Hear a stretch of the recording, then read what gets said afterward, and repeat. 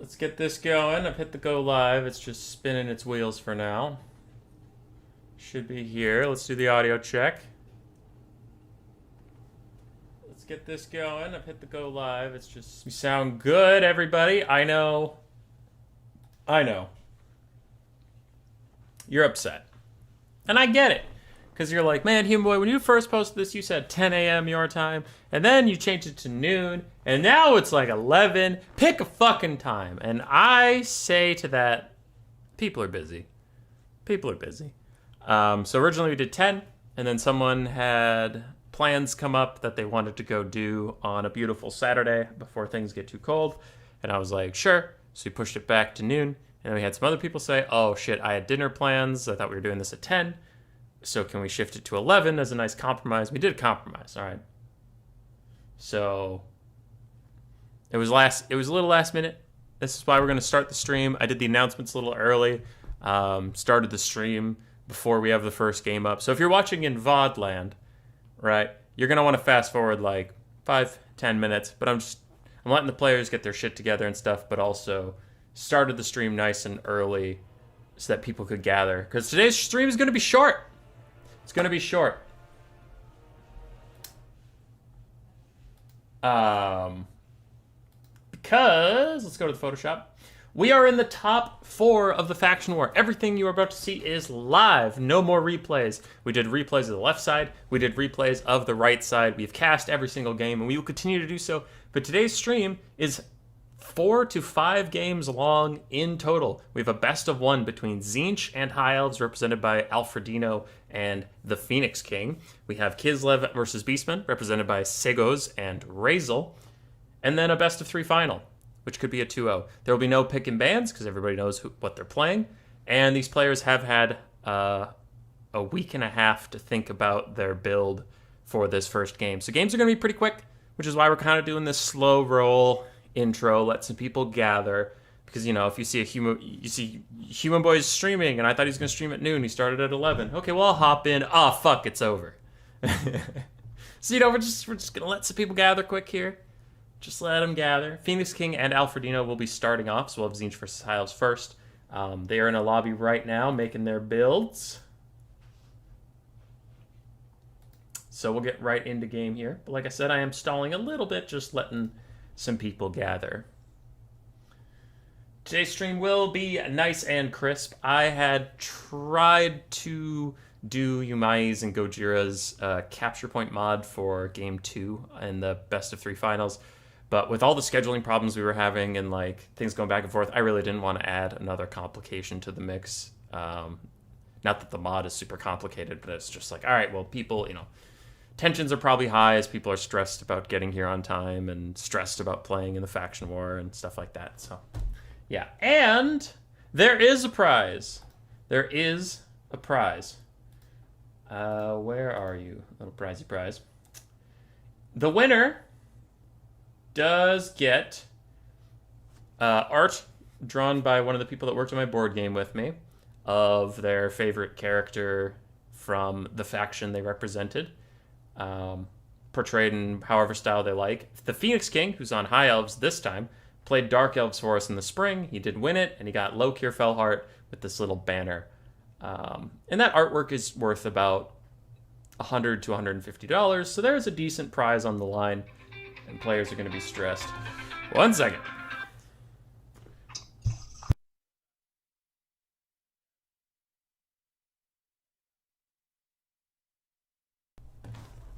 Microphone's back on. Sorry, got a phone call all of a sudden. But yeah, so there is in fact a prize on the line.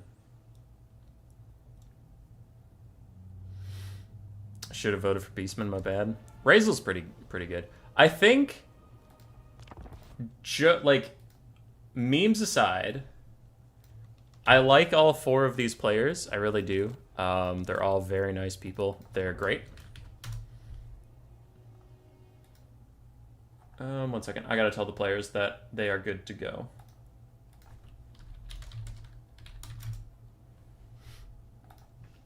I'll catch up with chat in a second. But I love all these players. I think they're all great. They're all great friends. So I'm not picking favorites based on, like, personalities, purely picking based on the factions, I kind of hope High Elves win. My order of preference would be High Elves, Beastmen, Kislev, Tzeentch. Because it's also the order of, like, least bullshit. I don't think Beastmen are bullshit at all, but I would find it funny if Kislev and Tzeentch got the DLC that everybody knows is super strong. Like, I completely agree, is super strong. Beastmen got Zongors from the deal and the Incarnate Elemental of Beast. So they got some, like, side DLC love. And if High Elves got no love at all and fucking blast the finals, that shit would be metal. So I just, like, I love an underdog and I also love it to be funny. So I hope the High Elves win. I don't think hope and predictions are different. I definitely predict Tzeentch to win, Kislev to win, and then the finals I actually don't know. Both factions are pretty strong. If gun to my head, I'd probably pick Kislev. As I've been playing more and more after the patch, I have a harder time dealing with Kislev than Tzeentch, but I do think Alfredino is a better player than Sagos. And I don't think that's controversial to say. Sagos is very good. Sagos is probably better than me. If I was playing Sagos and a clone of me was betting on the side, I would bet on Sagos. So he's better than me. Not trying to diss the guy, but Alfredino is fucking Alfredino. He's probably the best player in the whole tournament. So, but fuck it. I'll throw a little fun in there. I'll predict Kislev in the finals. So prediction for me would be Tzeentch, Kislev, and then Kislev wins it. But my hope is High Elves, Beastmen, and High Elves win it. That shit would be lit. Two-time defending champion Phoenix King has a ring to it. He's a defending champion. He's a defending champion. You don't need a blocker. Builds for this matchup have been posted already? I don't think that's true. I didn't know that they were posted, but I'm going to have a blocker up because there is not a cash prize, but a prize that is worth a lot of money. I'm going to have a blocker up because I just don't want any... I don't want any shit.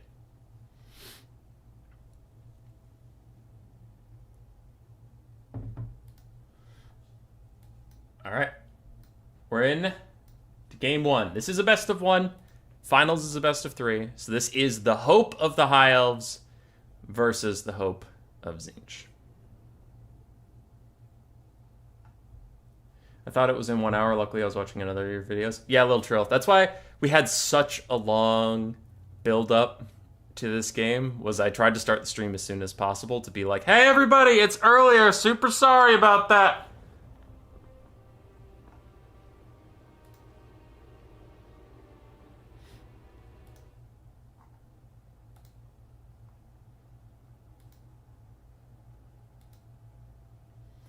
Builds have been posted already? Alright. I'm still just gonna have a blocker up just for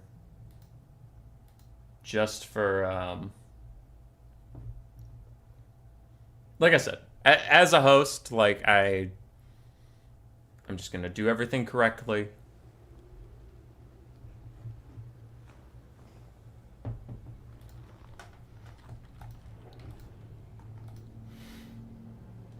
Both people stuck to their builds, big chads, yeah. If you want to participate in Faction War events in the future, do join my Discord and watch out for the qualifiers. We always have a qualifier.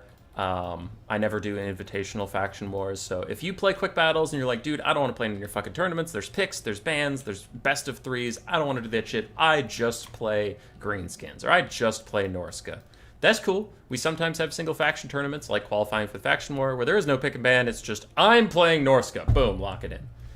So feel free to join, even if you don't give a shit about most of the tournaments we post.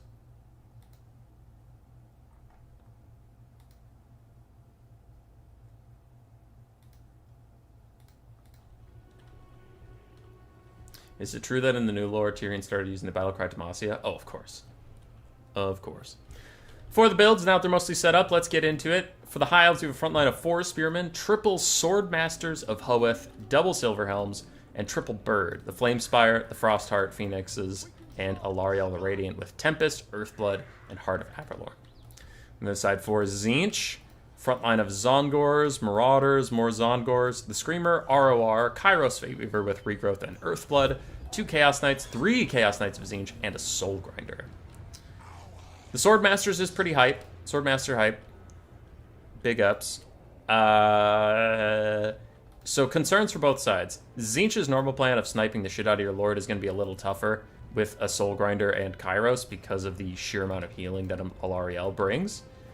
And she's already throwing down a Tempest to slow down the Screaming Skyrays. It'll do a little bit of damage, but it's mostly to slow them down, I think, so the birds can catch up to them and get some nice poke in there. So that's my concern for Tzeentch. The concern I have for High Elves is sure they're going to win the frontline fight with 3 Swordmasters, but they are fucked in the mobility game. Triple Chaos Knight is going to roll over double Silverhelm, and then your Swordmaster's just going to get Cycle Charged, Blue Fired, Regrowth to death. Screamers tanked through the Tempest, taking very little damage after it got through their shields, and Tempest is mostly a single entity targeting spell now. It does almost nothing to multi-entity models.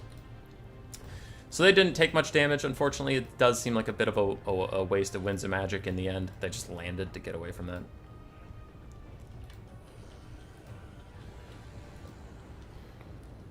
Kairos being pressured by the Flamespire Phoenix, but it's having troubles catching him. Because while it is 30 speed faster, chasing units in Warhammer has always been tricky. And Tzeentch has always been tricky. So double whammy of jank there, really stopping the Flamespire Phoenix from doing anything. Look at it. It has 30 more speed than him. 30 more speed, and it can't fucking catch him. Sideways, Blue Fire, down the Swordmasters, finally allowing the Phoenix to catch up to him and get a poke in. And I would say that he has to watch out for a Tempest, because he'll do some damage and whatever and slow him down. But does slowing him down matter when the Phoenix is already 30 speed faster and can't, like, actually hit him? There, it finally got a shot in. His barriers are about to fall, especially with the Tempest coming in, and the triple birds are trying to snipe him out. And he can't do what his Screaming Skyrays did and just land, because he'll be landing in Spearmen, Silverhelm, Swordmasters. He's not in his own troops, so he can't just land. Kairos already has Oracle of Eternity popped, though, so he has like something around 55% damage resistance compared. I mean, he has physical resist too and stuff like that.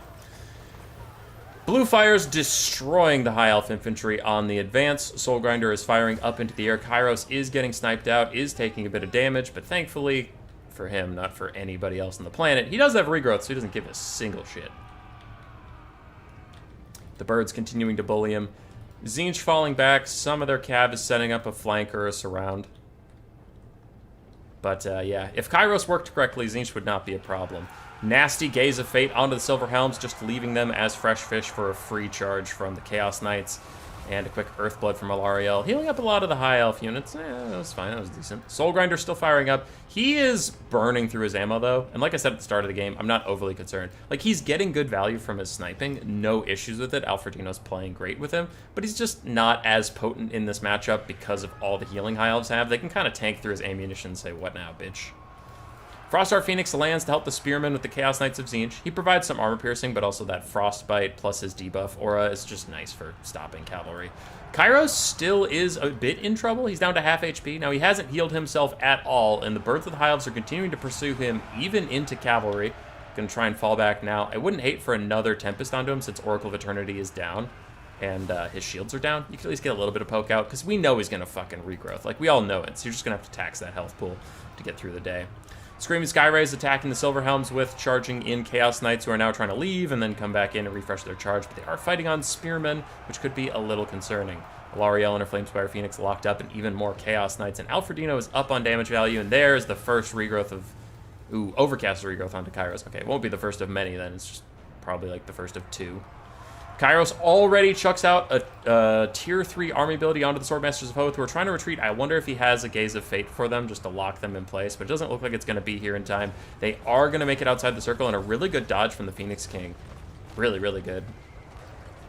Alarielle is trying to heal up a bad situation. She herself got in for a little bit of healing. The Froststar Phoenix is back onto Kairos. His regrowth has worn off, and since he took a considerable amount of damage in the last bird snipe, his healing cap is not as far away as you would suppose.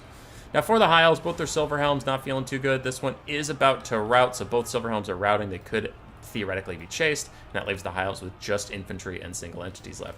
Soul Grinder of Tzeentch, however, is down to 5 ammunition. 4. And Tzeentch is Screaming Skyrays, decimating a Spearman with that little cast. I have a ping. Is it about this? Yes, it is. Okay, it's the next lobby. Good.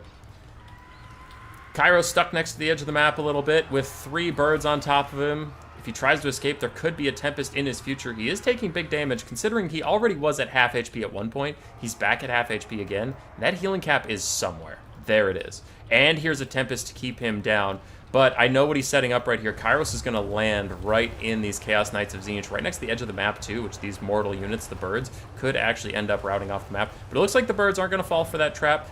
Kairos is just taking some damage from Tempest right now, which is fine, and they're going to go snipe out the Soul Grinder with all these infantry support still.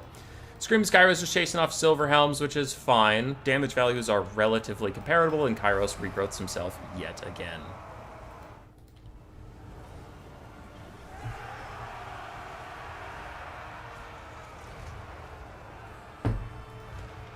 So Kairos is going to be heal capped here from this regrowth. Soul Grinder only has 1 ammunition left, and all 3 of the birds are feeling pretty good. Like, they still have healing caps beyond our sight range, so it's not like the Soul Grinder has really taxed them that much. The High Elf infantry will still beat the Tzeentch infantry quite handedly. Zongors are strong, but they're not that strong. They can't get through Sword Masters, for God's sakes. So really, we're looking at how much can the Chaos Knight cycle charging do, because the 3 single entities aren't even that big of a deal to the High Elves. Like, Blue Fire's crazy, but I'm talking about in melee. It's not like you have to worry about Soul Grinder and Kairos cycle charging too much for High Elves. They generally seem fine.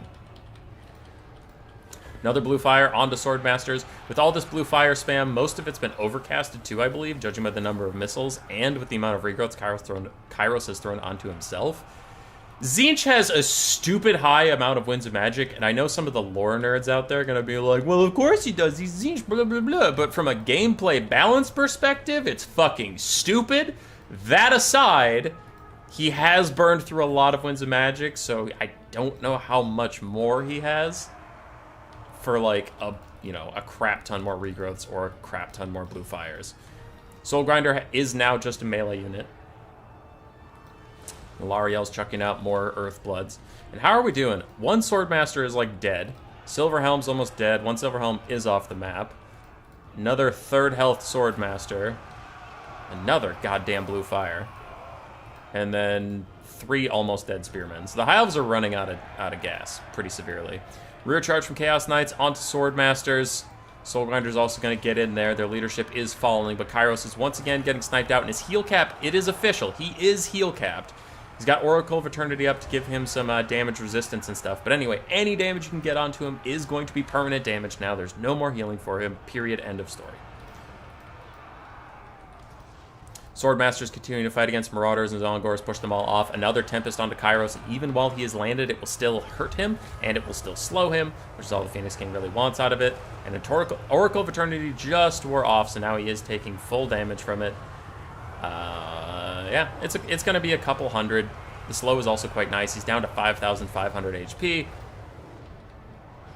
And Tzeentch still has 3 extremely healthy knights, a full health Soul Grinder, full health Zongor, 2 full health Zongors, and that's just looking really fucking brutal for the High Elves to deal with. Kairos gets away with sub 5,000 HP.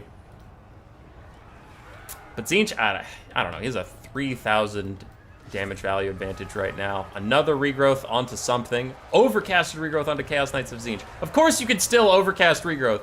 You've overcast a regrowth on yourself. You cast a normal regrowth on yourself. You've overcast a regrowth onto the Chaos Knights. You've cast like a million Blue Fires. Fuck you, dude. Fuck you, Kairos.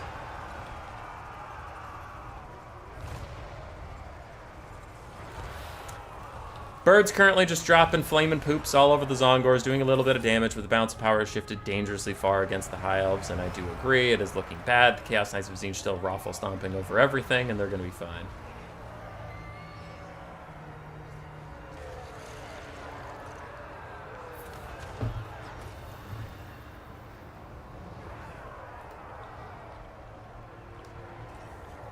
Protoss shields in Warhammer 3. I honestly don't think the shields are that big of a deal. I don't really. When you fight, if you fight Tzeentch and they don't take Kairos, they are a very beatable faction. But if you fight Tzeentch and they didn't have shields but they still have Kairos, I think Tzeentch is just as strong as they are now.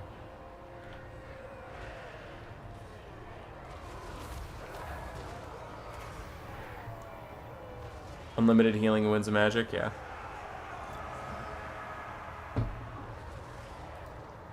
That was played so well, for sure. And I did mention that, like, I have beaten a lot more Tzeentch players than Kislev players recently. Alfredino is just really fucking good.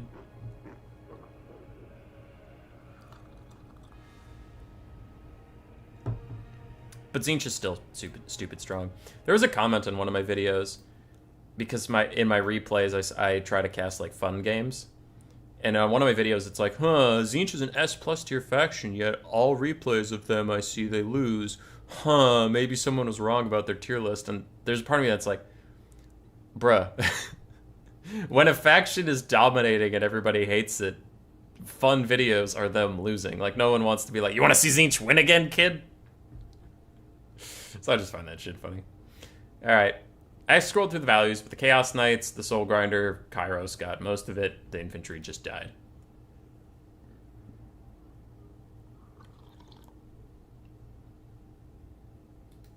On the other side, Larry and the Double Birds did okay. Spearmen mostly just got cycle charged, and so did Swordmasters, so did Silverhelms. The High Elves got like very little damage value out, just because they couldn't hit anything that was worth anything. GG. It was a good attempt. But Tzeentch do in fact be strong right now.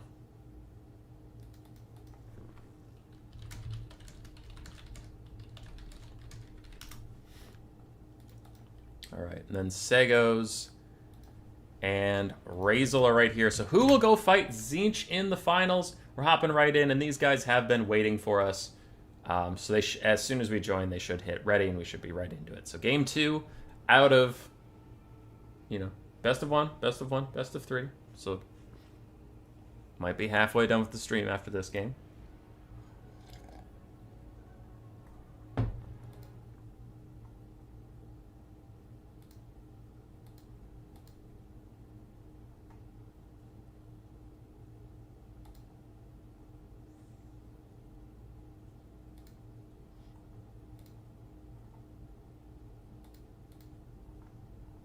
Here we go. Tzeentch will win, no questions asked. It's not because of the player. Fair enough, man.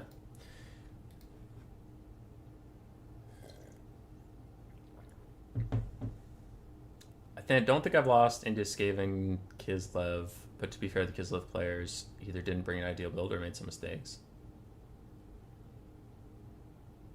Oh, I've lost Skaven Kislev plenty. It's just where they take Kossovite Dervishes to suicide dive your backline, then they take two bear sleds, Mama Stanky, and Things in the Woods.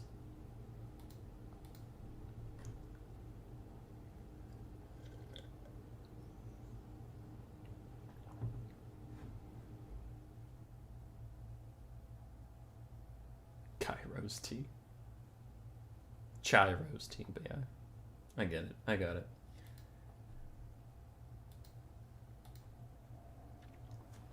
Yeah, I'm not trying to say that Tzeentch isn't overpowered. They for sure are. But there are some stuff in chat that I think is a little disingenuous, that, like, it's not the player, it's the faction Tzeentch OP. Dude, I've beaten tons of Tzeentch players. Like, it's not like you could just lock in Tzeentch and beat a better player because you picked Tzeentch. Like, you still have to play them pretty well. Or, like, depending, right? If you're playing a bad player, you can play them badly and win. If you're playing a good player, you need to play them good and win. If you're playing a great player, you need to play them great. Like, I don't know, man. Because I played Tzeentch versus Strat game in our best of 5. We did Tzeentch and Dark Elves, and I lost that game. It was a close game, but I did lose it. And I made mistakes and stuff. I'm not trying to say that, like, Tzeentch isn't overpowered, but I do dislike comments. And maybe you didn't mean it that way. Stuff over text can lose a lot of nuance, right?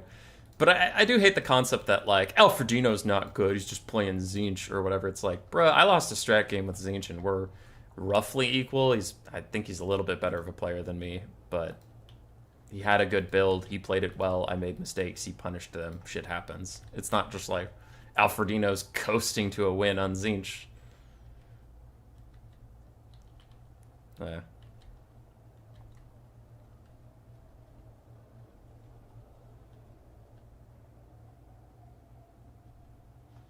It's already the writing on the wall.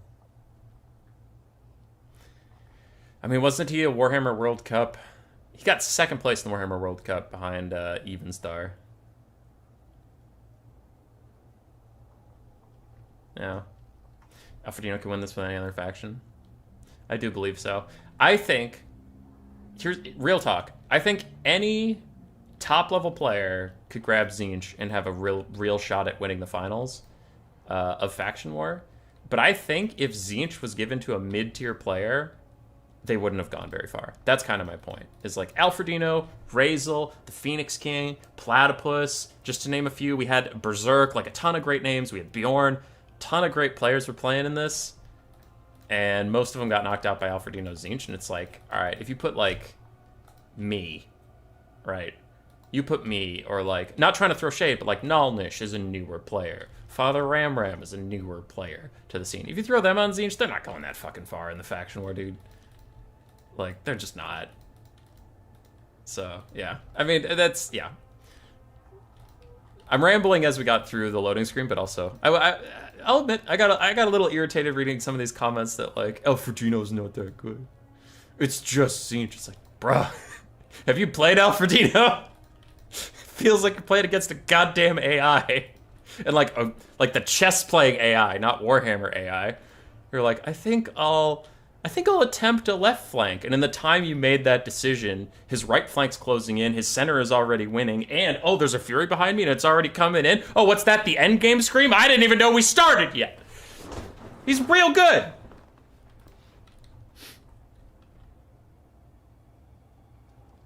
Okay. SP? Yeah. That's criticism I can get more on board with. Tzeentch is bullshit, and Alfredino's good. That's all I really wanted, is I was like, my boy Alfred, he's taking shots out here. Can't let that happen.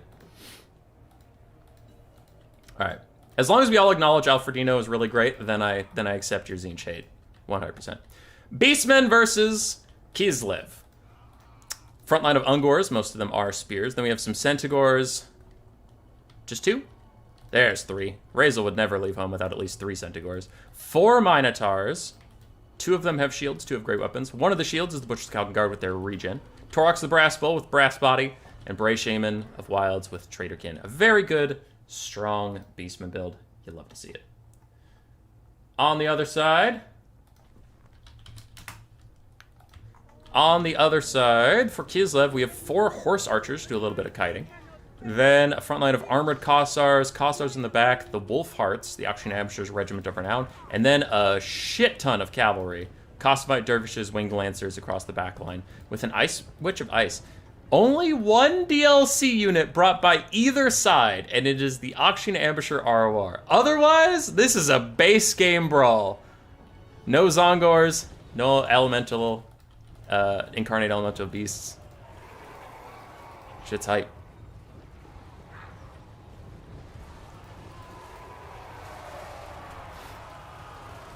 Anyway, Kislev is wrecking the Beastmen frontline on the advance with their pistols and their bows, but the Beastmen frontline was not built to hold. It's a bunch of random-ass Ungors. They're just here to die. As Centaurs and Minos close in, they are already disrupting this backline. Kossars taking a ton of damage. The Armored Kossars mostly just getting ignored. But I'm already a little worried for the Beastmen. Like, yeah, they can kill cavalry and bears and stuff with the Minos, but this is a lot of armored infantry to get through. Big Traderkin cast hits the Ice Witch of Ice, which is the main target you want with that. The rest is just extra. And the Wolf Hearts are getting pursued by Torox. He just wants to stop them from firing, wants to stop them from doing what they want.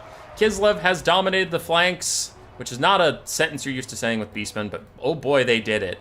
And now they can rear charge to their heart's content. But can they take out the Minotaurs is the real question. Damage value is very even. This Armored Kossars Fireblood passive should keep them in the fight, and then they have enough health and they're a sturdy enough unit that I think when it wears off, they should still be holding. I think it was just some shock damage that got them out. But Kislev's Lord is getting sniped out. She is on foot, making her very difficult for the Minotaurs to deal with, but they'll get her eventually, and she is quite low. Honestly, even just leaving her alone and using a Traderkin to finish her off later could be acceptable. The Beastmen caught up in damage value. They're up on the balance of power. But a lot of Beastmen are scattering, and Kislev is running them down, so they won't get that second wind they're so used to. There's another Traderkin on the blob, and the Ice Witch who did die, and Kislev takes a leadership spike. So, can they endure? The longer this game goes, the better it is for Kislev. relatively. Because if they have... The way they lose is they have a mass break, and the Beastmen win. But if the game gets drawn out, they can cycle charge, they can kite around, they can do all this stuff. They have a lot of tools of agency, so they just want to hold on, which is something Kislev's usually pretty good at doing. Buyer Blood's getting popped around the board. Seeing a ton of flashing leadership bars. The Wolf Hearts are pushed off by these Centaurs. Kind of surprised the Centaurs were able to get into the backline uncontested. Where's the Kislev cavalry? It looks like a lot of it's being dedicated to chasing stuff off, which, like, fine, that is what it's supposed to do, but maybe overcommitting chasing off that stuff rather than securing your own damage assets. Some infantry are rallying. We still have 4 skirmish cav for Kislev. Half ammunition apiece on them. The Butcher's Skeleton Guards charge straight into Winged Lancers with Taurox and Spear support. They will win the fight overall, but Kislev's just buying time, running more stuff down, because the Beastmen, they're ahead on the balance of power, and I do agree things are looking good for them. I definitely say that the Beastmen are favored right now, but it's not all roses. Look at these low health bars. These Ungors could rout at the drop of a hat. Centaurs could rout at the drop of a hat. That Minotaur is looking real low. That Minotaur is routing, so Kislev, they still got teeth. They got teeth, and you got to be worried, but it was an excellent rush executed by Razel. Really, really great. Lord Snipe got through that armored Kossar front line a lot quicker than I thought he would. Like, literally got through it. He didn't stop and fight it, like I would, like some pleb would. He just sprinted through it. And it's one of the things I love about Faction Wars. We don't get to see Razel, we don't get to see Alfredino in basic-ass tournaments. They really don't play that anymore, but it is great to just see, like, high-quality legacy players come out to play in the Faction War. Always love to see them again. And of course, Phoenix King and Sagos are great players too. It's just, I see them all the time because they're still super active in the scene. So I love seeing Razel, and I love that it's like, you know, it's the Razel I remember. It's not like, oh, Razel's here, but he kind of doesn't know what's going on, and his micro's pretty shit. It's like, no, it's Razel. It's the Razel that used to beat me on Beastmen vs. Skaven and Turin's Faction Wars. It's the Razel that used to, you know, play in the Everchosen or whatever the fuck Turin's old tournaments were called. Like, I don't know, I love it. As a fan of the scene for a long time, I'm just like, it's like a cameo. Like a cameo in a good show you watch. Where you're like, oh, fuck yeah, Razel's back for this season. Anyway, if these Horse Archers get a rear charge onto these Minos while their Winged Lancers are still holding, both those guys will rout, but it looks like they don't want to risk it. And the Beastmen are losing more and more assets as it goes on. Taurox and his Healthy Caster are holding up the balance of power by quite a bit, but you can see Kislev is actually up on damage value. And more Minos are routing. Minos over here charging into random-ass Kossars, doing good damage. Kislev's just got to stay up on chasing things off, which it looks like they are. Unfortunately, these Horse Archers are using some of their precious ammo on shattered Minotaurs, but with cavalry builds like this, it's really hard to keep track of what everything is going on. Everything, everywhere, all of the time. Winged Lancer's getting caught in some spears there, not great. Horse Archers using the last of their ammunition on the last Minotaur that's really on the field. Taurox is a Minotaur. You know what I mean. The unit's titled Minotaurs. I am struggling to see what will kill Taurox, though. All of my praising of the Kislev situation of the map aside, they have a great map state. I don't know how you kill Taurox. I don't. All of this cavalry, none of it's armor piercing, none of it's anti-large. You can cycle charge all you want, but that boy can cycle charge right back. How does Kislev deal with Taurox at this point? Andronius? Yeah, you got there before I did.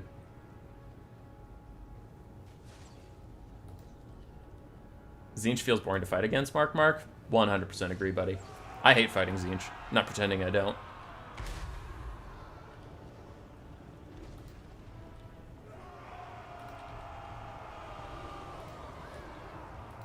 Alright. Sorry, let's catch up with chat. While Kislev does a bit of reforming, they have a ton of ammunition on their infantry that, if they can leverage in the late game, could be quite good for them. Looking around the map just to determine about routing stuff. Those guys ain't coming back. Ungors solo on leadership, they don't even matter. And these Minos with shields now getting shot at by random-ass Kossars, armored Kossars standing by as well. And can a half-health Taurox, a little over, but you get my point. Half-health Taurox and a 2/3-ish Bray Shaman of Wilds carry this. Bray Shaman of Wilds also has Traderkin, which is a great spell versus single entities. It's an spell versus anything else. So it's not like he has a ton of crowd clearing left in him. Everything is routing for Kislev. besides the single entity. So Horse Archer is going to be dedicated to making sure that infantry goes off the field. Looks like these other Horse Archers will take out the Minos. And it is the Torox show. It's back to Warhammer 2, baby. Silence in the Fury. Are you the Torox of old, or are you washed up has-been? Big Traderkin from the caster, though the Overcast actually does a good amount of damage to him. The balance of power is still putting Kislev at a deficit, which, again, I agree. But I don't think this game is over just yet. A lot of blinking leadership bars. Fire Blood and just basic wavering. But Torox, look at that damage he's taking from the pistols on the way over. And the Traderkin caster gets mobbed by Horse Archers yet again. These other Horse Archers are firing at Torox. He's below half HP. And the balance of power is tipping into one of those situations where we might have a good game denied, as it might just army loss these guys before this shit is over, because the Traderkin caster is getting fucked up right now. But the leadership on the Horse Archers falls apart. They're routing. The Cossars are routing. The Horse Archers here with ammunition left are routing randomly. And the full health Horse Archer that's left is trying to fight the Traderkin caster, trying to get some damage out, while this other one chases down the Minotaurs. But Kislev, again, just stalling for time. So they can get these pistol guys back so they can keep firing. Another Traderkin is out onto the blob, though, and Torox is rear charging these Horse Archers. The balance of power is Kislev's worst enemy, as they have a shot here, but it's just getting so close to army losses as pistols firing on the Traderkin caster. They're about to rout him. Horse Archers are back with ammo. Armored Cossars are back with ammo. These other Armored Cossars are still here with ammo, and they should probably be firing at Torox. He is a free target right now, and the Bray Shaman routes, but the balance of power does not get any better for our Kislevite friends. Pistols shooting Torox in the face, getting a bit of poke damage that they desperately need out onto him. The Horse Archers are here, but the Armored Cossars will die, as is their fate. If you can kill a Traderkin caster, that will be a big spike on the balance of power, just because he is a magic caster, even though the game doesn't attribute the fact that this bitch ain't ever coming back. But Torox's charge right here might cause army losses. There it is. There's the big charge. There's the army losses. And I do think the Beastmen are going to win. I don't think it was bullshit, but I do think that army losses was a little bit too soon.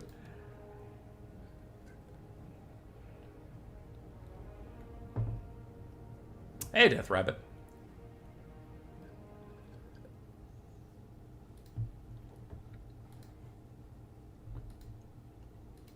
That shit banged. That shit banged. I like Segos' build of surprising the Beastmen by dominating the flanks, which is normally their thing, but I really admire Razel's tenacity to realize that was a situation and abandon a lost cause. Like when he sent his Centaurs straight up the middle, it's because he had to switch the front lines, where like Centaurs are supposed to go around the side, right? They're supposed to do that, but that plan got fucked. It got fucked, it's over. So instead of going to the sides at all, or even staying on his own side, he's winning the frontline fight, so he sends the Centaurs through there as kind of like a Red Rover sends Centaurs right over, and they run into the enemy backline through their front line. And now Kislev's flanks, what are they flanking? They're flanking Minotaurs. And if they go back around the flanks to get past the Minotaurs, go back around the flanks to get the Centaurs will just run through the Minotaurs again. So it was a little bit of like a keep away, where the Centaurs just had to keep putting themselves between the Minos and stuff. And you know, the obvious solution might be like, well, why don't you just have some cav on one side and some cav on the other? It's hard. It's hard because he's in the middle of the game. He's adjusting as he can. And Kislev had their horses doing other things. They had to charge all the infantry off the field. Ran the Centaurs they did catch off the field. Try and block up some Minotaurs with their bodies to save archers or Cossars or things like that. So he had other shit going on. It was just really well played by both players. Because again, I thought that army losses was kind of bullshit. So if army losses wasn't bullshit, that game would have come down to like just Torox probably at 1/8 HP being the last thing on the field, which is a close fucking game. So Segos played his ass off. I'd love to see it. All right. Beastmen versus Tzeentch in the finals. Best of 3. Can Razel and the Beastmen stop Tzeentch? Or will it be easy game, easy life, DLC power creep, and the like?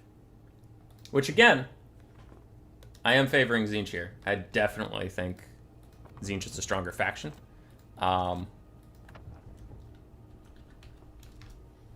But I don't think there is a big difference between these two players. So now here's the thing. Now you have two top tier players playing each other. Is Tzeentch broken? If Alfredino like slaps Razel around, then yeah, Tzeentch is fucking ridiculous. But if it's close games at least, that'd be nice. That'd be nice. I still think Tzeentch is gonna win, but I want some close games. You know, I want some close games. Is that so wrong? To want close games in life. Alright. So these games will slow down just a little bit because the first two games, these guys knew what they were playing weeks ago.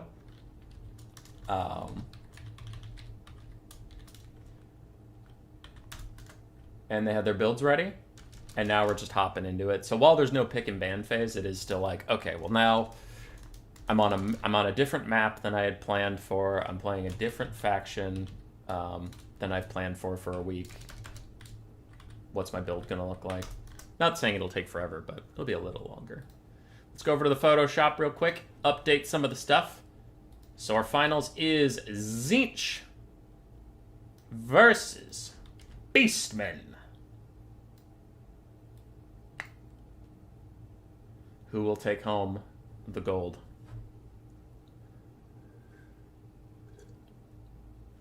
Beastman's up. Let's get into it. Oh, he unreadied. I still have a blocker, though, so I can just come back.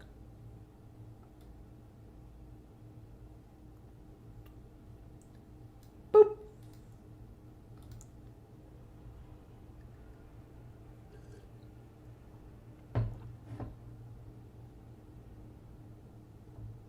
Tzeentch is broken? Tzeentch is broken, for sure. For sure, Igor.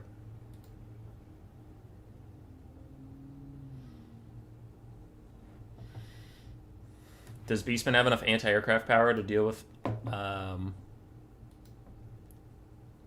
Tzeentch or with Alfredino yell death from above? That is going to be a problem. Their anti-aircraft is not strong at all.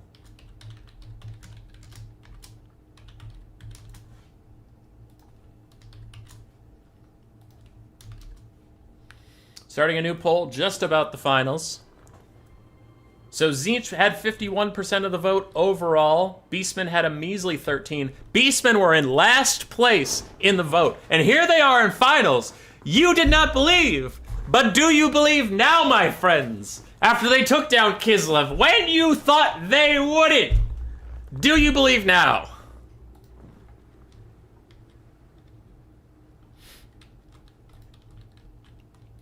Once again, both these players are good friends of mine. I enjoy both their company. I love watching them play. So this is not a diss against Alfredino, but I am rooting for Beastman just because I love an upset, and it would for sure be an upset for the Beastman to win this. Tzeentch is a stronger faction. I think that is just a fact.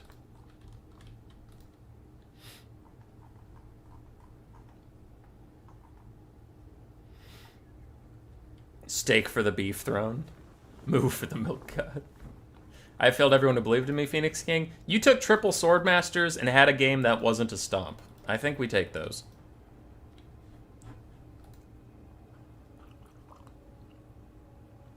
Throwing axes for days. And it is a best of 3. So if Razel loses round 1, maybe he can adjust. Maybe he could try something silly. What up, World Beater? How you doing? How you doing?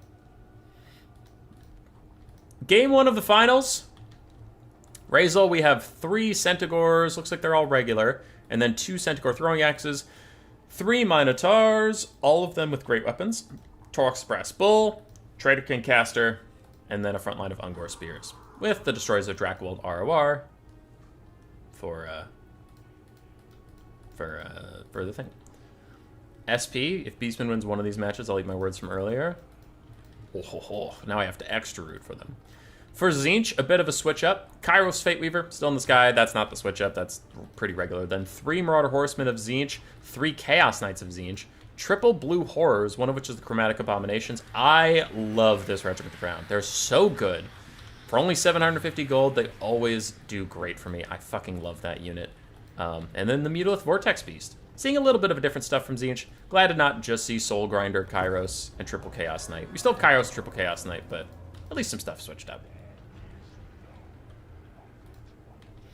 And here we go. Tzeentch still has a bit of the kite advantage with 3 skirmish cav versus 2 throwing axe skirmish cav, which throwing axes are great, don't get me wrong, but they're not great at anti-skirmish stuff. And you're dealing with blue fire, which is kind of another skirmish thing in of itself. Blue fire tearing through the Centigores. Taking about a fifth of their HP off, even as they try to divert some of the fire through the Minos. And let the kite begin. Without foot archers or artillery, the Beastmen are going to struggle to get any real damage out here. And an overcasted Traderkin is used on cavalry. I don't think it does great damage to cavalry since game 2.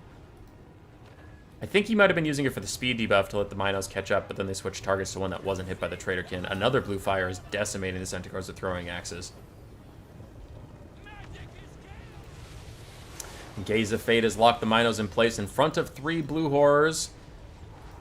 I think that's what they're going for here. Big damage from those little demonic units. Takes those Minos down to half HP. And Kairos has now gotten himself surrounded. He doesn't give a single fuck as the Minos are deleted by the blue horrors and Kairos' shields haven't even fallen yet. He still has Oracle of Eternity if he needs it. No, he didn't take that this game. Okay, so no 44% damage to this for him. This might have been over-eager. Kairos is bullshit, but, like, there's a limit. He's trying to get out of Centaurs and Minos, though, but there's a lot of mass between him and safety, and he does get staggered quite a lot in his attack animations.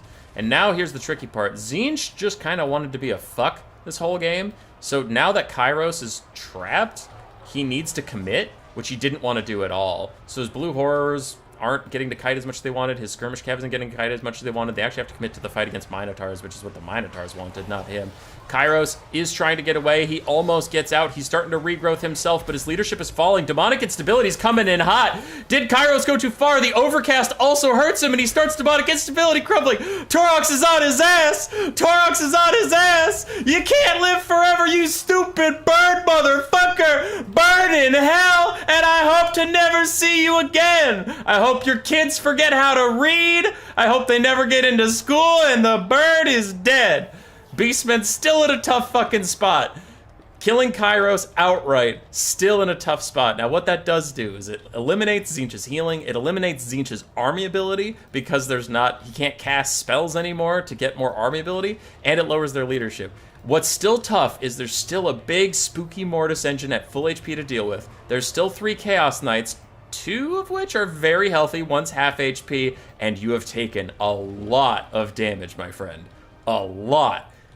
The front line of the Beastmen is doing okay, but their flanks aren't feeling so good. It looks like they've lost a Centaur. Yeah, they've lost a Centaur. 2 Centaurs are wounded, one of which has throwing axes, and 2 Centaurs are healthy, one of which has throwing axes.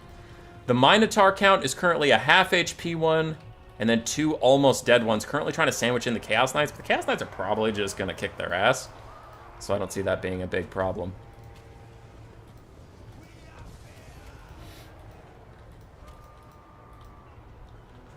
Was that a fuck-up by Alfredino? Yeah, he shouldn't have landed Kairos that aggressively, that deep into enemy lines. It's a fuck-up, but it was a fuck-up that was punished by the Beastmen, giving them hope in this game. Centaur is going to surround these last blue horrors. Well, not the last blue horrors, but still blue horrors. And a lot of Tzeentch's skirmish cav is getting pushed off the map as the Beastmen attain some dominance. Now, how Beastmen could win this game is if the Centaurs with throwing axes get to throw at the Mutal Vortex Beast while it fights some Torox and other stuff. How they could lose this game is if they're full health, most of their ammunition throwing axes get caught by Chaos Knights of Tzeentch. Thankfully, they are going to make it out of there. They almost got caught next to the edge of the map, which would have been brutal. The Traderkin caster is trying to get these Chaos Knights, but he misses both of them because they were on opposite sides of the Traderkin. That is just really unfortunate for the Traderkin caster. That wasn't, like, okay, hindsight, it was a mistake because he didn't hit anybody. Duh. Thanks, Captain Obvious. But I meant, like, it didn't feel like a mistake because both of them were in the circle, but sometimes the circle calculations are dumb bullshit. So the Traderkin missed. That is very, very unfortunate. Centaur's trying to help Torox fight. Chaos Knight's getting whittled down here. There's still 1 healthy Chaos Knight. The Chromatic Abominations are very healthy. And the Mutalith Vortex Beast is literally full health. Still has shields. So it's going to be tough. It's going to be tough for the Beastmen to win it out. They're still falling behind on the balance of power. And throwing axes are still trying to punish these Chaos Knights. Trader King Caster's holding holding on for now. He's doing his best. Probably wants to get one more Trader King off before routing. There it is. And it's a regular, so he didn't even risk overcasting and hurting himself. Traderkin's still going to hurt these Chaos Knights a little bit. Mutal Vortex Beast is fighting Torox for now. Centaur's charging back into Blue Horrors, trying to get them to Demonic Instability Crumble. But stuff is starting to shatter for the Beastmen. A lot of their rallying front line just can't hold.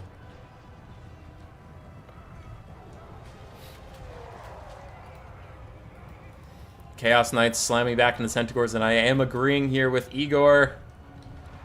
Looks like the Beastmen are going to lose as, boom, their Trader King Caster takes a big shot, so he's going to rout. The Centaurs with throwing axes are very, very low on HP, and there's still two decently healthy Chaos Knights. There's still a very healthy Chromatic Abomination, more chaff for Tzeentch, and the Mutal Vortex Beast still hasn't even lost his shields yet.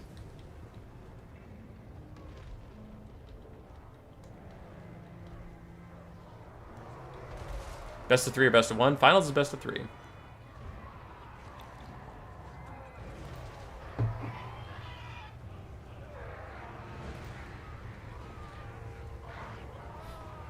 Waiting for high elf player brings 2 high mages with arcane and forging. Alright. Let's catch up with chat while some stuff is getting wrapped up, but the Beastmen are getting routed off as the Chromatic Abominations fire at some of the last infantry that's here. Torox is doing his best to fight it out. Brass Body is popped, but I don't think he can even 1v1 the Mutalith at this point. The Mutalith does have anti-large, and it's not weak to fire damage, so Torox, a lot of his advantages that he usually gets in a duel are gone, being that a lot of large duelists have regeneration, so they're weak to his fire damage. Razel fighting to the very end, but I do think it is hopeless, unfortunately, for him.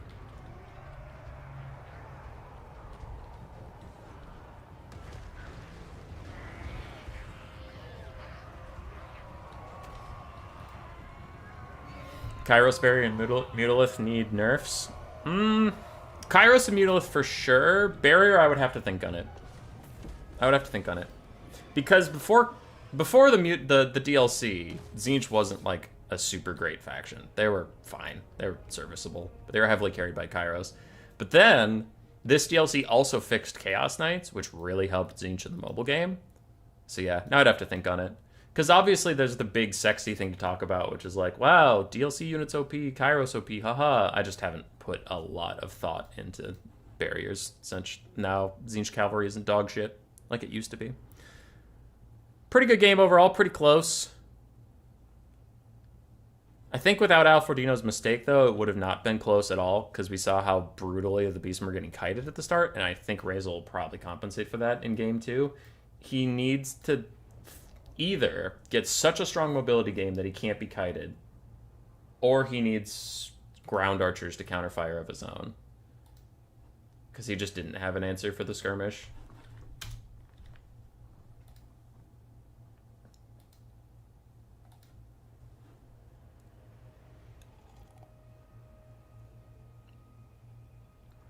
Maybe next game S&P, yeah.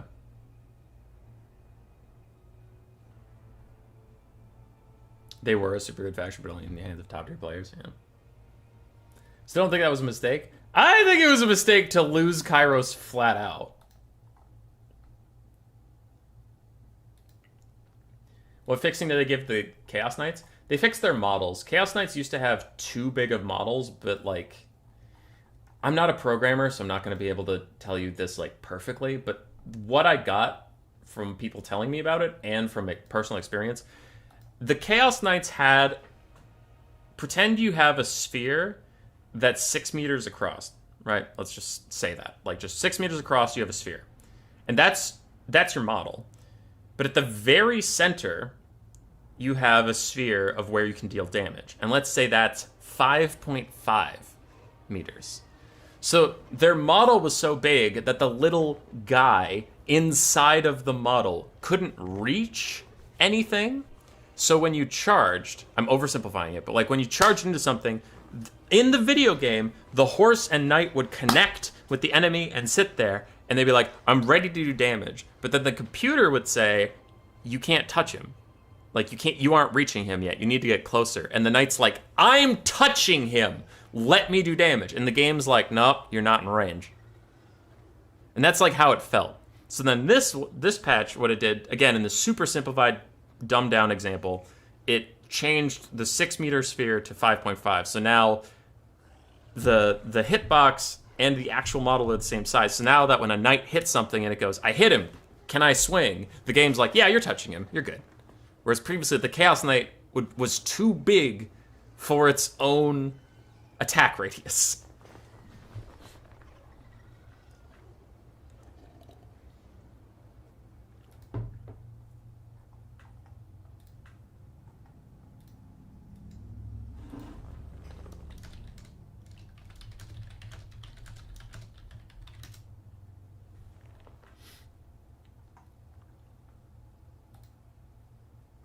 Like the horse is too tall for the knight, essentially, yeah.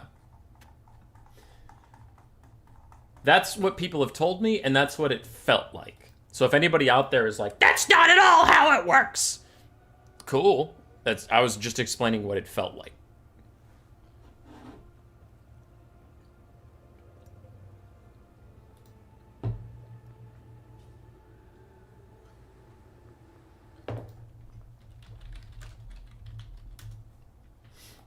All right.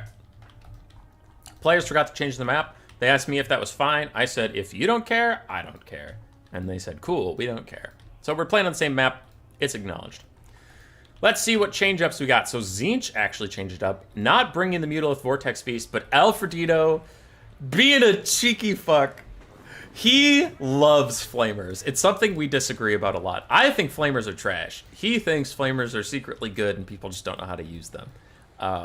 And my counter-argument is, Alfredino, maybe you're really good and you are just outskilling people and using flamers. He's like, nah, bitch, they're really good. So let's see. But Alfredino's bringing triple flamers of Tzeentch, triple blue horrors, including the Chromatic Abomination, still 2 Skirmish Calves, still 3 Chaos Knights, and Kairos Fate Weaver, because he's not going to throw the fucking game.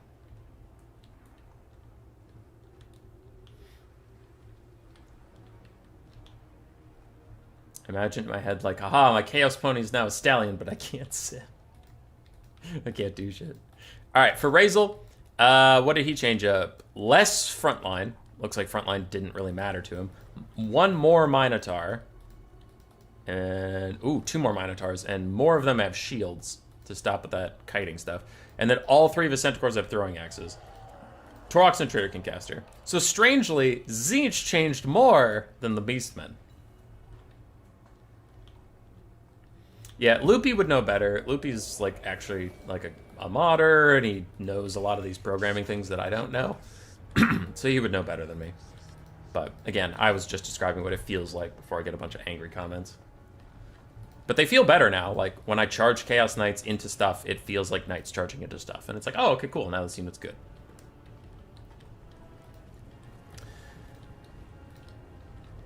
Kairos flying over with his blue fire, going to shoot at some of the throwing axes. Doesn't want them. And it looks like Tzeentch is going to try and hard kite the Beastmen, which I think will be difficult. The Beastmen might just want to full-on bum rush the Flamers and the Blue Horrors, because the Flamers' speed and the Blue Horrors' speed is less than yours, so you can just roll over them and force Tzeentch to fight you. Kind of like the situation where Kairos overdove last game, and then you could force Tzeentch to fight you to try and bail out Kairos. You can kind of do the same thing here, but with the Flamers. Where it's just like, listen, my Minotaurs are gonna go get your Flamers. Do something about it or don't. Gaze of Fate locks Torox in place. Flamers firing at him, doing some damage.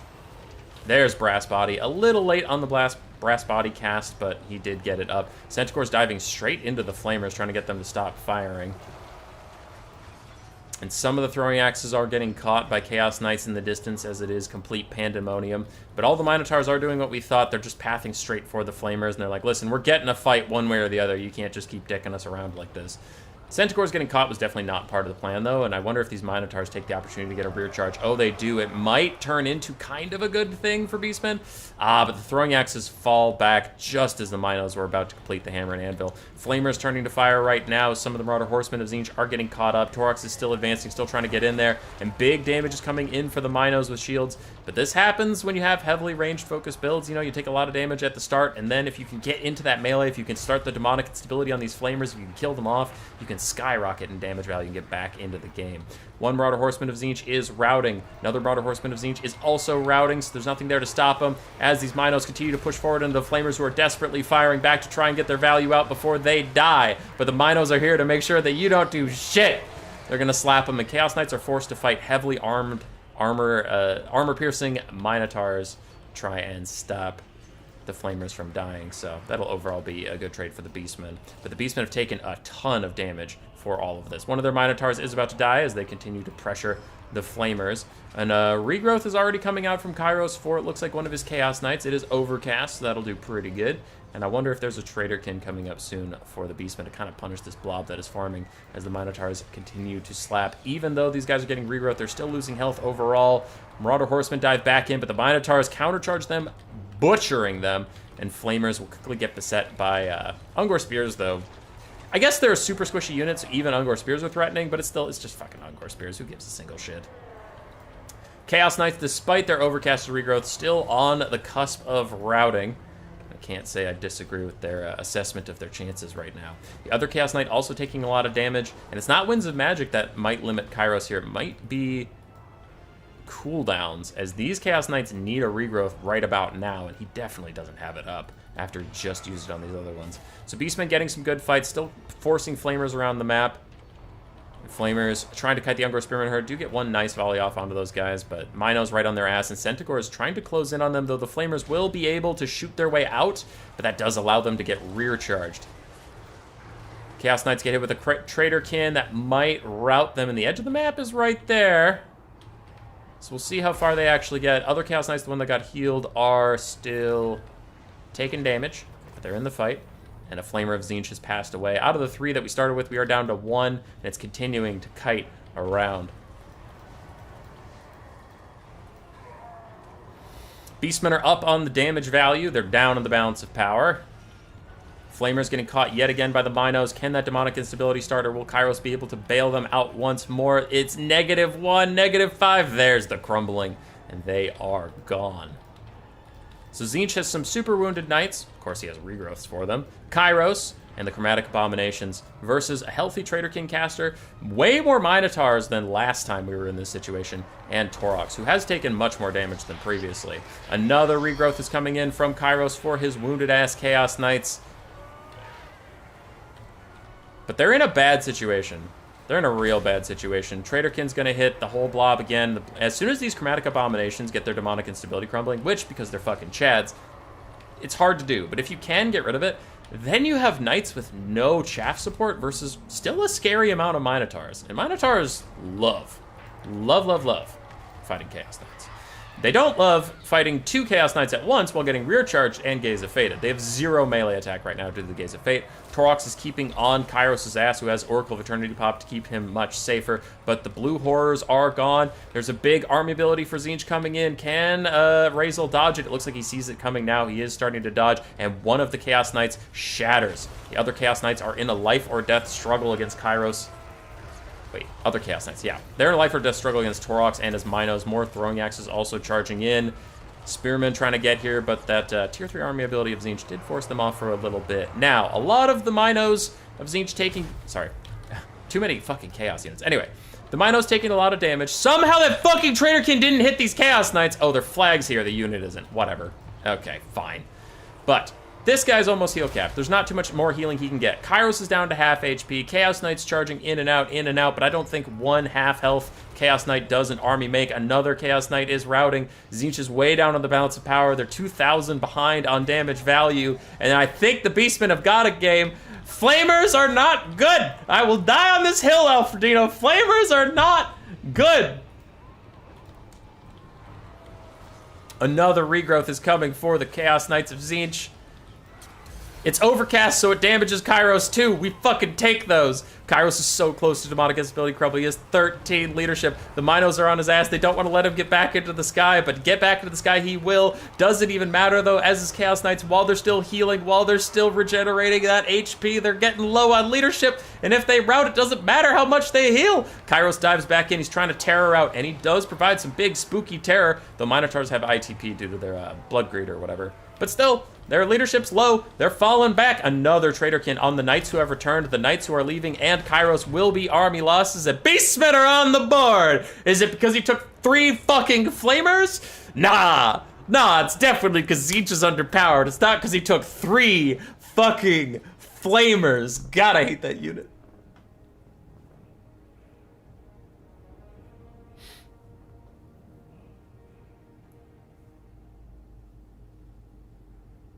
When are they going to fix the blood DLC? I think I disabled most of the blood stuff for me because it just makes stuff clearer and it makes my PC run better.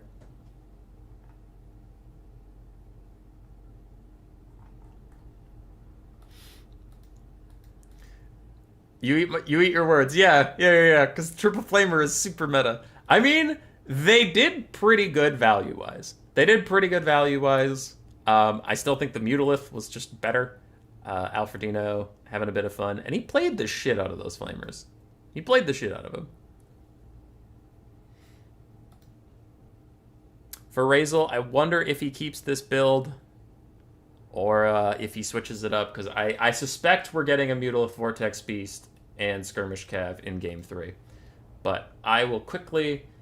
I didn't want to dwell in there for too long because I have no idea if the players are reading up, and sometimes the lobby can bug if the spectator is still in the army screen and the players hit ready. So I just wanted to hurry up and get out there. We have a Game 3. We're going the distance. This is the final game, no matter what. Now, Alfredino, whether or not he was being serious with the Flamers, I know he's, like, he doesn't have a voice on this, so I don't just want to be shitting on him. He plays very well with Flamers. He has legitimate arguments for why he thinks Flamers are good. I don't. I have arguments for that. It's fine. Alfredino's a better player than me, so maybe you want to trust him on that. I don't know. I was having some fun with the thing we previously talked about. But now, being serious, 100% serious for the final game, I seriously doubt we're going to see Flamers. I think Alfredino is probably going to bring the most try-hard shit he can. I don't imagine that he will be throwing the faction war in Game 3. I think Game 2 was his, like, I'm going to have some fun, and then Game 3 is probably, like, the meme of Smash Bros. Like, you know, you're like, whatever, I'm playing Game 3. You know, like, you sit forward, hands on the controller, all that shit. So you're probably going to see some good stuff.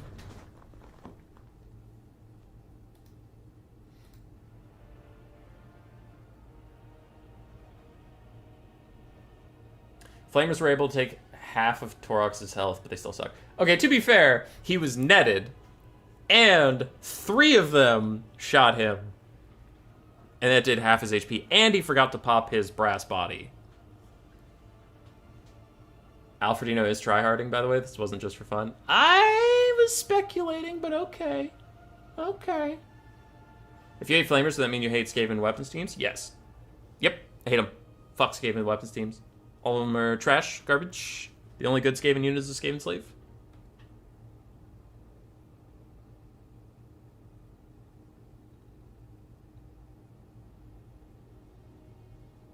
Triple Exalted Flamer now. Groot's saying Alfredino is tryharding, by the way. Groot's might know that. He is in the same clan. I don't know, dude. I'm just doing the best I can. I'm putting on a show. I'm offering opinions. I'm offering insight. I don't know these things. I don't know these people. I said they were my friends. I don't fucking know them. Okay? Alfredino and I haven't had Christmases together. We haven't taken pictures by the beach together. Those were all lies. Those weren't real. Those pictures on Instagram are fake. Okay? Groots, you got me. You got me. That's fine. I just wanted to do something nice. I just wanted to provide a little bit of entertainment on a Sunday for some people. But you're right. You're right. Nothing's fun. Sick of this place. Hate these fucking people. Is it best of 3? Yes, it is. We are in Game 3 right now. Samurek, that is a good correction. That is a good correction.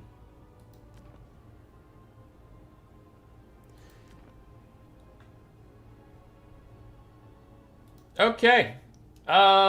So one thing I will say to Sir Groots is if Alfredino was trying in game 2, as you said, he was tryharding in game 2, that's fine. That's great. This bitch is throwing game 3. Ladies and gentlemen, we have a throw. Alfredino put all of his money on Razel for the finals. This is insider trading. Shut it down. He's throwing the fucking game. He's throwing the fucking game. He doesn't want Tzeentch to be nerfed. I repeat, he's making a petition to CA to see Beastmen are more overpowered than Tzeentch. Don't look at game 3. Don't you fucking look at it. Tzeentch needs buffs, baby. Blue scribes. Blue scribes. Groots. You gonna fucking tell me he's tryharding right now? You gonna fucking tell me he's tryharding right now? With blue scribes in the faction war final and Village, the Curseling. I love Village, but he's not Kairos.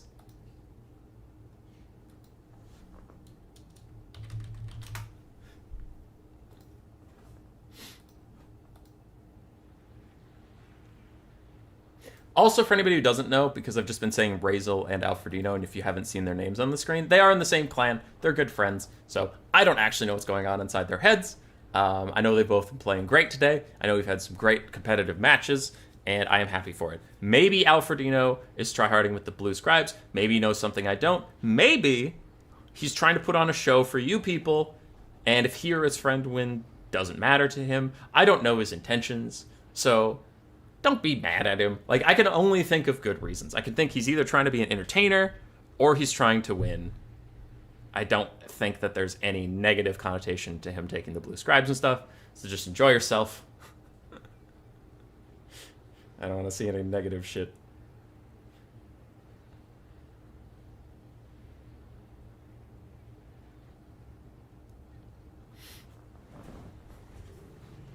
Do you think Iron Drake sucks as well? No, Iron Drakes are great. Iron Drakes don't have demonic instability crumbling and no armor and die to basic archers very quickly. It's very contextual. Also, Iron Drakes aim at the unit and Flamers aim above their head for some stupid reason. Your stomach hurts? Why? Why? Is your opinion on Iron Drakes the same as Flamers? No, Iron Drakes are great, but they have very high armor that keeps them safe, and they don't have demonic instability crumbling. They have insane leadership. So if you do half of a Flamer's HP pool, like we saw the Minotaurs do in last game, and then the Flamer just yeets itself with demonic instability, if you do half of an Iron Drake's health, he doesn't give a shit. He keeps shooting at you. I had a game versus Ogres the other night with some friends, and my Iron Drake Trollhammer Torpedo came back with one model with 20 HP and fired a Stonehorn. I still lost the game, but yeah, you're talking about very different things. If demonic instability didn't exist, if Flamers routed instead of crumbling, good unit. Good unit. Already that's a fix. If Flamers had more ammunition, keep their demonic instability crumbling, good unit. Already a fix. If Flamers aimed at the correct thing instead of aiming over their heads, good unit. Like, I just think they have a combination of being fragile, expensive, and inaccurate that bothers me. No, I laughed too hard? Good. All right. So, for Tzeentch, we have the blue motherfucking scribes. We have double Chaos Knight of Tzeentch, the Screamer ROR, triple Chaos Warriors with Halberds, the Chromatic Abominations, Soul Grinder, and Village on foot with nothing. For the Beastmen, we have Ungor Spearman Herds yet again. The Bloodbrute Behemoth Gorgon ROR for the first time in the finals here. Triple Minotaur, 2 Centaurs with Throwing Axes, the Traitor King Caster, and Torox the Brass Bull. Now, if 3 Traitorkins get cast onto the blue scribes, they are flat out dead. Oh, I can't see what spells they have because they're random. That's really funny. I can't even like keep track of what's going on with that. All right. Anyway, I think I mentioned the Chaos Warriors with Halberds. So some of this build, I can see what they're doing. Like Chaos Warriors with Halberds, this whole best of 3, no one's giving a shit about the front line, and then to throw out like suddenly caring about the front line can be pretty sneaky, and then Halberds can kill Minotaurs. Nice Burning Head from the blue scribes, good little cast, already gets some Spearman Herds maybe close to routing. Soul Grinders kiting around while the blue scribes cycle through some spells, trying to get some stuff out. And they're really trying to kill that Wilds caster with their Soul Grinder so that the blue scribes can just be safe in the air. They'll be fine. Their biggest concern is Traderkin. Gorgon plus his Mino friends taking the fight to them as the Tzeentch Knights get a downhill charge into Unbraced Spearmen and all this stuff. But man, the Gorgon and the Minotaurs are going to have a great time fighting that out. There's the first Traderkin, and he really loves casting that on blobs of stuff than single entities, which, again, I keep saying it's better on single entities, and in my experience that has been the case, but Razel is a much better Beastman player than me, like infinitely better, so I'll trust his judgment on it. He must have done some testing and realized it's more worth it on blobs than it is on an isolated single entity. These Chaos Warriors with Halberds taking a lot of damage from the throwing axes as we get a Brain Burster onto the Destroyers of Drakwall, dealing some good damage to them. Chaos Knights continuing to cycle charge around, trying to take care of some of these Spearmen, so the Halberds can have an easier time finding just Minotaurs. But I'm very worried about Tzeentch as the Screaming Skyrays get their ability out. The Destroyers of Drakwold are about to get going. There go 2 Ungor Spearman herds. There goes 3, all on their own. The Chromatic Abomination still firing downhill. Tzeentch really wants to isolate the Minotaurs and make them fight Halberds alone. Torox and the Gorgon gonna fight Village the Curseling next to his Chaos Warriors. I think he's gonna be fine with that. Soul Grinder has almost finished his task of killing the Shaman, the Bray Shaman of Wilds, who did just overcast, I believe. No, he didn't overcast. He just took some damage from something that I didn't notice. Screaming Skyray is going to rout off the first of the Minotaurs. Tzeentch is very up on the balance of power, while the damage value is still held consistent. But the blue scribes are an absurdly high component of the balance of power, considering how squishy they are. But the Beastmen just can't punish them. Throwing axes killing off the Chaos Warriors with Halberds.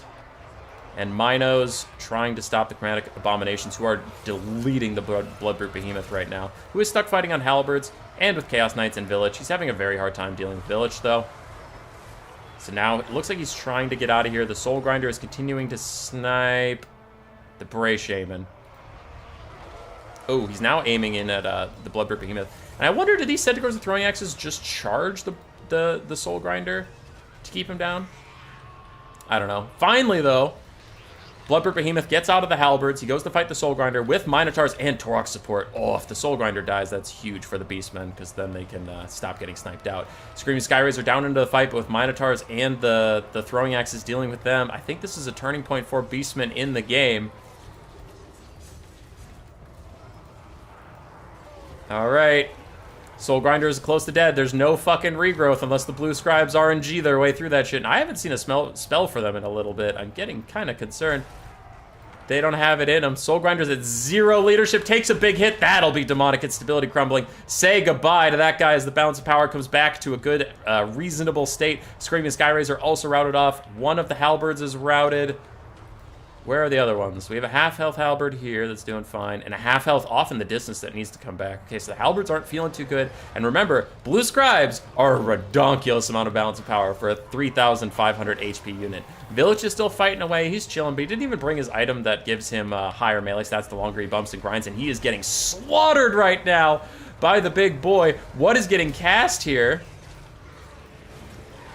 Traderkin onto Village, but then a nasty bolt of change hits the Bloodbrute. He is not even close to routing, though. His leadership's vibing. And Chaos Knights are still running around, being nuisances. Minotaur is trying to push them off, but there's a lot of Halberds left. This game is far from over, but Village gets pushed off. The Bloodbrute Behemoth ain't gonna let him survive nothing, and 2 more hits from that Bloodbrute will kill him outright as he continues to try and regenerate while he's chasing Village away from those Chromatic Abominations, which I said I loved, and I maintain it. Those things are fucking great. Blue Scribes wandering around, just trying to help. I don't see why we are letting Village come back. That seems like a mistake. Alright, now Razel's going back for Village, but the Bloodbrute can't do it alone, because he's so close to routing that if he routes alone, so it'd be like Torox would have to do it. And I guess he just doesn't want to commit those resources, but allowing the enemy lord to come back and to not shock your enemy's leadership seems really suspect to me. I don't know why we didn't finish off Village there. Torok's charging back into halberds, now getting a downhill charge on the chromatic abominations. The Gorgon's trying to get into melee with them, so they stop shooting him, and he can regenerate inside them while they can't shoot him, but he's just tanking too hard. He's going down, and another Traderkin from the caster on this area. But the Gorgon is going to rout off. Village was allowed to return to the fight, which, again, like, I can't harp on it enough. I feel like that was pretty free. Because if he was dead right now, then the leadership on the Chromatic Abominations would be low enough to actually start demonic instability crumbling. But the Blue Scribes land. I don't know if that was a mistake or not, because they ran out of ammunition. And that still happens, where if you run out of ammo, you immediately go into melee. But a huge Phantasmagoria AoE net, lowering the leadership of the Beastmen, who are already struggling to stay in the fight. The Blue Scribes trying to get out of here, but the Chromatic Abominations are demonic instability crumbling. But we've lost the Destroyers of Draco, we've lost the Centaurs of Throwing Axes, the Bratium of the Wilds actually shatters. The Blue Scribes take some decent damage. Chaos Knights trying to charge back in, they will immediately be routed out of here. And halberds are also routing. It's very important right now that the Beastmen rout Village, chase him with Toroks, and chase the halberds with the Minotaurs. That's all that matters. Fuck the Bloodbrute, it's dead. No one gives a shit about it. Don't try to save it. It looks like he's not. Great. Those Chaos Knights, fuck them. Who cares? They have one model. Literally one model. Village is dead. Great, great stuff for the Beastmen. That should alone rout off the Chaos Knights once this charge bonus wears off for them. And please, chase the halberds. Chase the halberds. Chase the halberds. Don't let them come back. Don't let them come back. No, don't let them. No, that's still a good amount of halberds. You gotta chase them. Please, please, Razel. Fuck, they're back. Oh, I'm so concerned. I'm so concerned. As the Blue Scribes are still routing off the Bloodbrute Behemoth, Toroks is going to avoid these guys. It looks like he's trying to get to the Bloodbrute. As the Centaurs of Throwing Axes charging in, but they might just rout. They're trying to punish the Blue Scribes, but yeah, the Blue Scribes will just charge them and rout them off. Shattered. That was a clutch spell. That was nice. That was nice. I still think the Beastmen did a bit of a fuck-up, not chasing off those halberds that were routing, but nice stuff there. Alfredino had done a good job of bracing his halberds, so as soon as they moved, Razel pounced on them to get them to not have their charge reflection and charge defense and stuff. But still, you see why I was so concerned about the halberds. Look how much damage they're doing to these poor Minotaurs who are getting pushed off. Toroks is going to try and put on a clinic, but I don't know if he's going to be able to, as the Bloodbrute Behemoth is dead. And these other halberds are going to now have to be dealt with as they come down over the horizon. Toroks is stuck fighting. He does have Brass Body up, thankfully for him.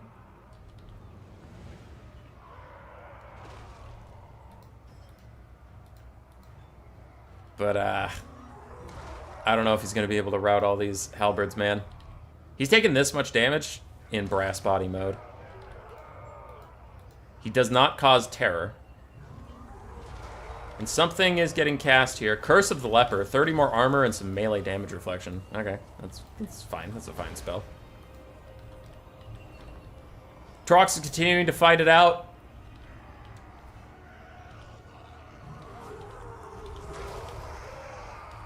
And the Blue Scribes are charging in. Why? Why do that? Oh god. Okay, if Toroks can actually like kill them, he could maybe army loss them or something. But he misses his first attack. He misses his second attack. Their impressive 25 melee defense, keeping them alive. There's a good one. He's taking tons of damage, though. Gets another shot onto them.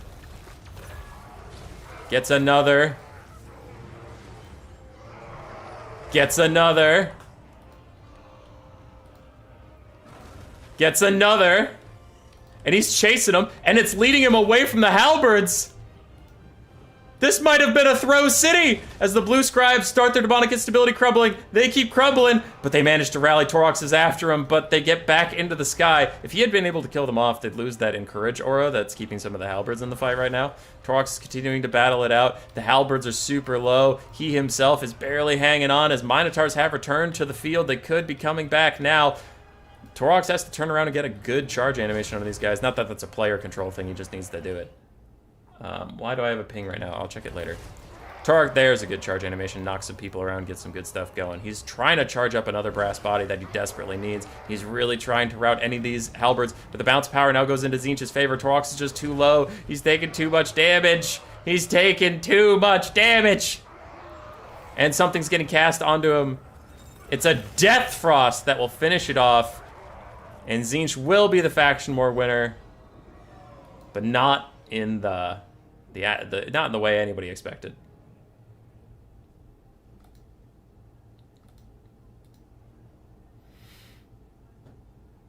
If the blue scribes had finished crumbling, I think maybe Torox could have won it, because then without that encourage aura, some of the halberds might have routed. I still maintain that those Minos and Torox had to chase off the second halberd. There was no point to coming back to try and save the stuff that was all across the map. He had to just chase them off. Oof. Oof, oof. It's brutal, but it was a good game. So Village struggled to do anything. Blue Scribes were 600 gold away from paying for themselves. Chaos Knights did great. Halberds did great. Dude, these guys, the Chromatic Abominations, are insane. Like, I love these guys. They're so great. On the other side, Torox did amazingly well. The Gorgon did okay. Trader Concaster did fine. Minotaurs all did fine. Throwing Axes did well. And the Ungor Spearheads mostly died for the great cause. GG. It was a great final game. GG also hello. Yeah.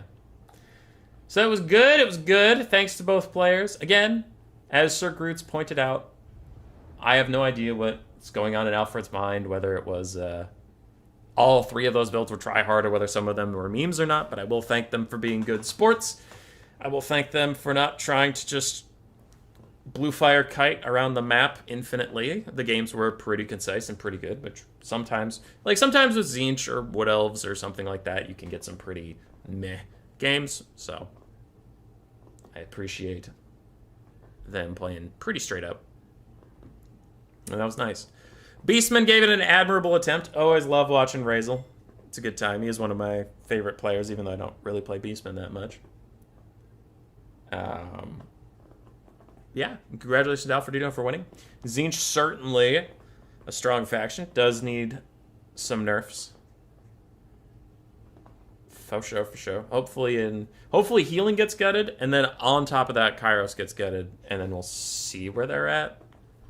Because without regrowth, and without blue fire, and without Kairos, they look a lot more manageable. So yeah. That's what I got. I'll put Alfredino in touch with my artist friend. And sounds good. Next faction war will probably be in the winter after patch 5.0. I know some people had suggested just putting one with patch 4.1 whenever that comes out. I don't want to overdo faction wars. And plus, they're a lot of work to manage. So I don't want to burn myself out on them. So it's like, well, let's keep it. After every content release, I'll do a faction war. So, yeah. All right, everybody. You take care. Thanks for showing up today. If you aren't subscribed, do that. If you don't want to, that's also fine. You're an adult.